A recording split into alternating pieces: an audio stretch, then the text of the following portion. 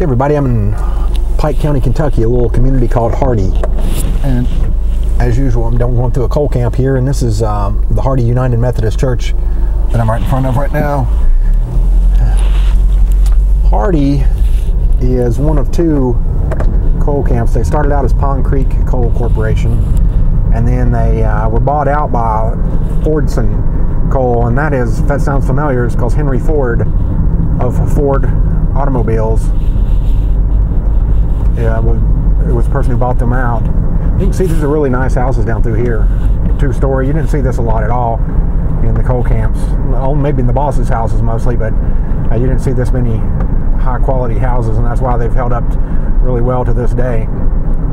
But Fordson Coal, Henry Ford wanted it to have a captive coal market for to make steel for his vehicles. So he had this camp here in Hardy, and he also had one in Stone, and I'll take a trip down through there here in just a little bit. But I want to give you a look at these. After Fordson left, which was in the mid-30s, about 1935, it was taken over for the last part by Eastern Coal Corporation, or Eastern Coal Company, and they had it from late 1930s to 1958, and there's the Hardy Artisan. That's kind of a neat thing to see out in the middle of those places like that. But about 1958 is when coal camps really started to disappear as being company towns, because mechanization decreased the need for manpower, and a slight decrease in coal demand after World War II. So you started to see them fade away. So that was the last person that actually owned these camps. They probably sold them off at that point. But I want to give you a little shot of Hardy here. We'll drive on down until we get to the post office, a little baseball field.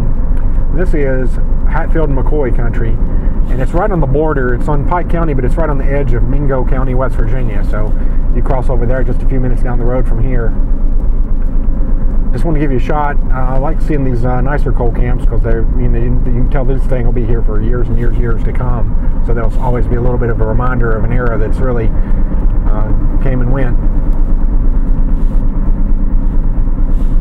Should be heading up to the post office here pretty shortly. Again, there's all kinds of little stops along the way. If you're down in this area, it's in Route 319, but it's a lot of Hatfield and McCoy, and you're really not that far out of town from Mate 1, which was known for the Mate 1 massacre and the West Virginia Mine Wars and that type of thing. So a lot of history down through this area. A very good place to visit to see all kinds of different sites depending on what your main interest is in.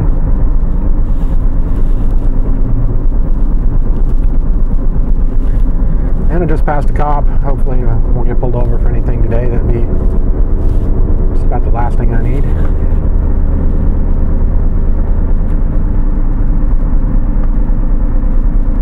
There's several coal towns right around through here. There's Toller, McCarr, and Buku's. On every corner there's one.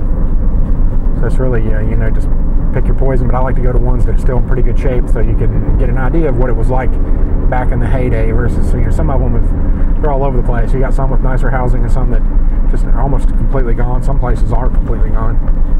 So